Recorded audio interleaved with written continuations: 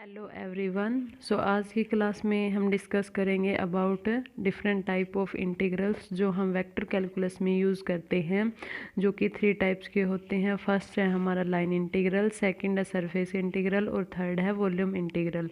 इससे जो हमारी प्रीवियस की क्लास थी उसमें हमने देखा था about divergence of A vector function, और उससे पहले हमने देखा था डेरिवेटिव ऑफ ए वेक्टर और gradient of a scalar function. अगर वो वीडियोज़ आपने नहीं देखी है तो उनके लिंक मैं इस वीडियो के डिस्क्रिप्शन बॉक्स में डाल दूंगी, तो आप वहां जाके देख लीजिएगा। चलिए स्टार्ट करते हैं आज की वीडियो। फर्स्ट हम देखेंगे लाइन इंटीग्रल।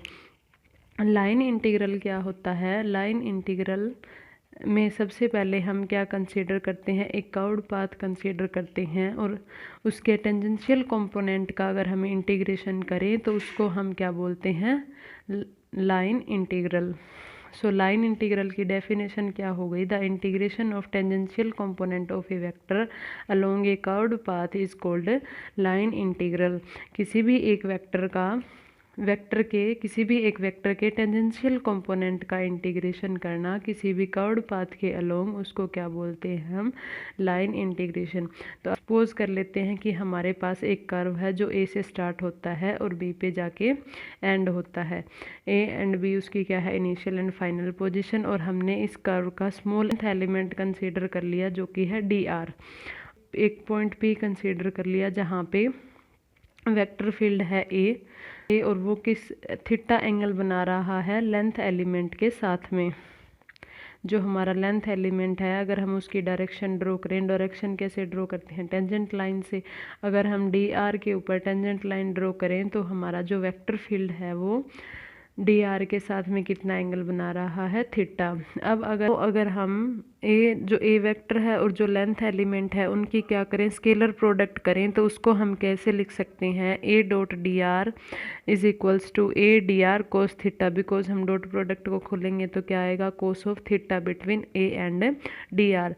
अब देखो, जो हमारा ए वेक्टर है उसका मैग्नीट्यूड और डायरेक्शन है वो चेंज हो रही है इस कर्व के अलोंग। इस कर्व के अगर हम डिफरेंट पॉइंट्स पे देखें, जो वेक्टर ए है उसकी डायरेक्शन और उसका मैग्नीट्यूड चेंज हो रहा है इस पाथ के अलोंग। तो अगर हम वेक्टर ए का क्या कर दें? इंटीग्रेशन कर दें। जो इंटीग्रेशन होगा A to B A dot D R, इसको हम लिखेंगे integration A to B A D R cos theta, और इसी को हम क्या बोलते हैं? Line integral of vector A along the curve A B. ये हमारा क्या हो गया? लाइन इंटीग्रल हो गया वेक्टर ए का कर्व के अलोंग, जो हमारा ए बी कर्व था उसके अलोंग। देन ये तो हो गया हमारा लाइन इंटीग्रल। लाइन इंटीग्रल में हम क्या कंसीडर करेंगे? एक कर्व्ड पाथ, या फिर हम बोलें कि हम एक लाइन के अलोंग क्या करेंगे? इंटीग्रेशन करेंगे, और इसमें सिर्फ एक ही इंटीग्रेशन का यूज़ होगा। अब नेक्स्ट हम देखेंगे physical significance of line integral. Line integral वैसे मैथमेटिकली तो हमें पता चल गया कि हम इंटीग्रेशन करेंगे एक पाथ के अलोंग, बट ये इसका फिजिकल मीनिंग क्या होता है? अब देखो, लेट कर लेते हैं। अब सपोज कर लेते हैं कि जो वेक्टर ए है वो डिनोट कर रहा है फोर्स एफ को। देन जो लाइन इंटीग्रल होगा एफ का, यानी एफ डॉट डी आर, वो हमें क्या बताएगा? इसका अगर हम इंटीग्रेशन कर दें तो वो हमें किसकी वैल्यू देगा? वर्क डन की वैल्यू देगा। ये रिप्रेजेंट करेगा amount of work done by the vector F. हमने ए वेक्टर की जगह पे क्या कंसीडर किया? एफ यानी फोर्स। तो फोर्स के द्वारा जितना वर्क डन हुआ है ये हमें बताएगा लाइन इंटीग्रेशन ऑफ एफ। ऐसे ही सिमिलरली अगर ए वेक्टर डिनोट कर रहा है इलेक्ट्रिक फील्ड को, तो जो लाइन इंटीग्रेशन होगा ई का वो हमें क्या देगा? पोटेंशियल डिफरेंस देगा।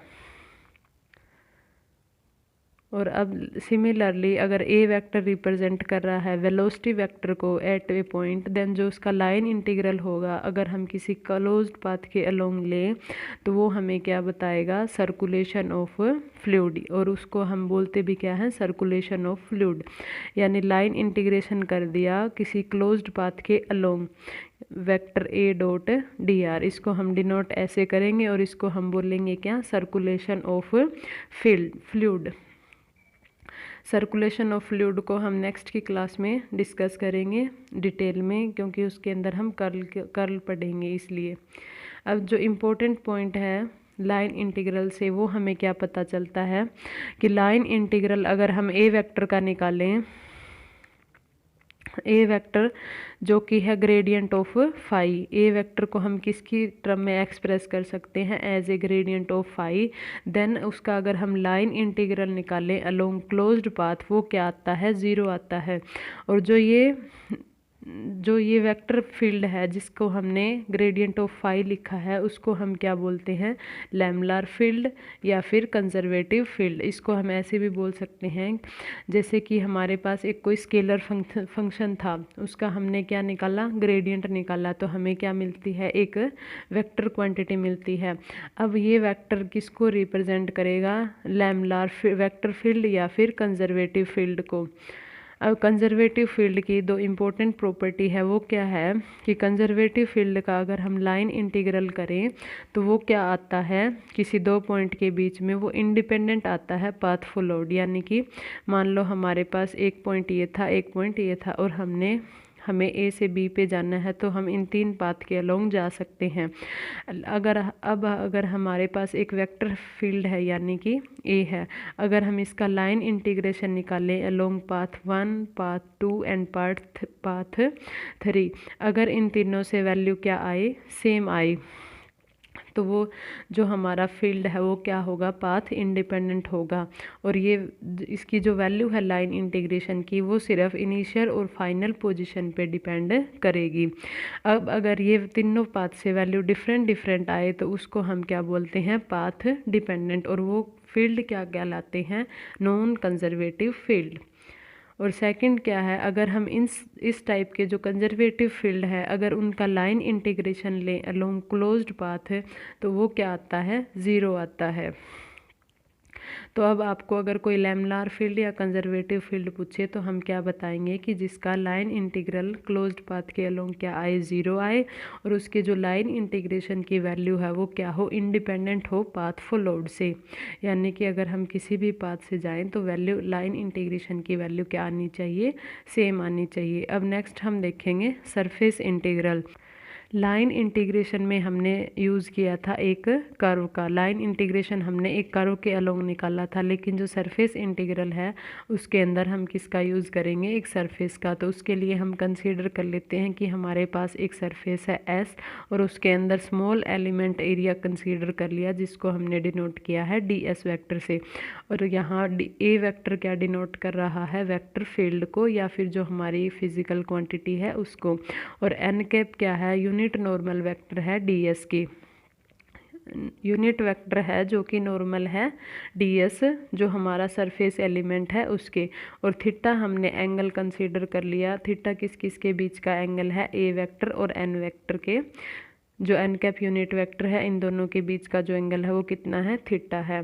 अब अगर हम ए वेक्टर का नॉर्मल कंपोनेंट देखें जो डीएस के परपेंडिकुलर है, वो क्या आएगा, A dot N is equals to A cos theta. अगर हम यहाँ से देखो, अगर हम इस ए वेक्टर के दो कंपोनेंट निकालें तो हम एक इसके अलोंग आएगा और एक इसके अलोंग आएगा। जो एन कैप के अलोंग आएगा वो क्या होगा, डीएस के नॉर्मल होगा, और थीटा के साथ वाले को हम क्या लिखते हैं, ए कोस थीटा। तो यहाँ से ये आ जाएगा नॉर्मल कंपोनेंट ए कोस थीटा, और इसको हम डॉट प्रोडक्ट के साथ भी लिख सकते हैं, जैसे कि A dot N cap is equals to A cos theta. इसको हम खोलें तो क्या आएगा, magnitude of A magnitude of N cap into में कोस थीटा। एन कैप क्या है, यूनिट वेक्टर है, तो उसका मैग्नीट्यूड क्या हो जाएगा, 1, तो इसीलिए ए कोस थीटा को हम ऐसे भी लिख सकते हैं। अब अगर हम स्केलर प्रोडक्ट कर दें ए डॉट एन कैप की, जो डी एस हमारा स्मॉल लेंथ है, एरिया एलिमेंट है उसके साथ में, तो उसको हम क्या बोलेंगे, फ्लक्स। जो स्केलर प्रोडक्ट है A dot N cap D S की, उसको हम फ्लक्स बोलेंगे, flux of vector A through element area D S. और अगर हमें टोटल, ये तो डी एस सरफेस के अलोंग फ्लक्स हुआ है, लेकिन अगर हमें पूरे सरफेस के अलोंग फ्लक्स देखना हो तो उसके लिए हम क्या कर देंगे, इंटीग्रेशन कर देंगे, वो भी double integration along the surface S A dot N cap D S. और इसको हम ऐसे भी रिप्रेजेंट कर सकते हैं। तो ये क्वांटिटी क्या डिफाइन करेगी, टोटल फ्लक्स को डिफाइन करेगी, जो कि सरफेस जो हमारा सरफेस एस है उसके थ्रू फ्लो कर रहा है उसको। और इसको अगर हम एक्स वाई और जेड कंपोनेंट में लिखना चाहें तो ऐसे लिख सकते हैं। तो लाइन इंटीग्रल में हमने कंसीडर किया था कर्व्ड सरफेस और इस कर्व्ड पाथ कंसीडर किया था, क्योंकि लाइन हमें एक ही इंटीग्रेशन करना था और सरफेस का इंटीग्रेशन करना है। इसके लिए हमने क्या कंसीडर किया है, सरफेस इंटीग्रेशन में सरफेस, और इसके अंदर क्या आएगा, डबल इंटीग्रेशन। अब जो नेक्स्ट है वो है वॉल्यूम इंटीग्रल। वॉल्यूम इंटीग्रल में जैसे सरफेस में सरफेस कंसीडर किया है, ऐसे ही हम किसी एक कोई हमारा एक क्लोज सरफेस है, उसके अंदर वी वॉल्यूम इनक्लोज्ड है और वो इसके अंदर हमारा जो वेक्टर फील्ड है वो कितना है, ए वेक्टर है। तो इसके अंदर हम कंसीडर करेंगे small length volume element that is D V, और उसको हम क्या लिखेंगे, D V is equals to D X D Y D Z. ये क्या हो गया, small volume inside the closed surface. जो क्लोज सरफेस है इसके इनसाइड जो स्मॉल वॉल्यूम एलिमेंट है वो हो गया। अब अगर हमें वो पूरे सरफेस के अलोंग देखना है तो उसको हम कैसे लिखेंगे, ट्रिपल इंटीग्रेशन कर देंगे वेक्टर ए का विद डी वी। ये क्या रिप्रेजेंट करेगा, वॉल्यूम और space integral of vector A through entire volume. जो हमारा पूरा वॉल्यूम है उसके अलोंग वॉल्यूम इंटीग्रल को रिप्रेजेंट करेगी ये वाली वैल्यू। तो ये हो गया वॉल्यूम इंटीग्रेशन। अब जो नेक्स्ट टॉपिक है हमारा वो है लैप्लासियन ऑपरेटर। लैप्लासियन ऑपरेटर क्या होता है, अब कोई भी एक वेक्टर फील्ड है जिसको हम gradient of some scalar function लिख सकते हैं, देन जो डाइवर्जेंस ऑफ ए है, हमने लेट कर लिया हमारे पास एक वेक्टर फील्ड है ए और उसको हम कैसे लिख सकते हैं, A vector is equals to gradient of phi, यानी ग्रेडियंट ऑफ फाई की टर्म में लिख सकते हैं। डाइवर्जेंस ऑफ ए को हम क्या लिखेंगे, डाइवर्जेंस ए की जगह पे हमने क्या लिख दिया, gradient of phi is equals to del dot del phi.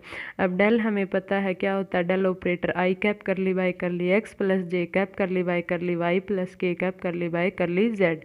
और जो ग्रेडियंट ऑफ फाई है उसको हम कैसे लिखेंगे, i cap curly phi by curly x plus j cap curly phi by curly y plus k cap curly phi by curly z.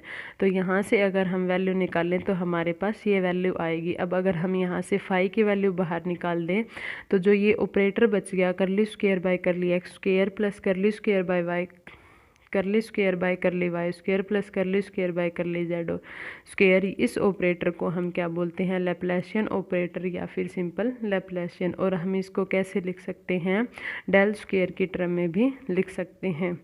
तो ये हो गया लैप्लासियन ऑपरेटर। आई होप आपको इतना समझ आया होगा।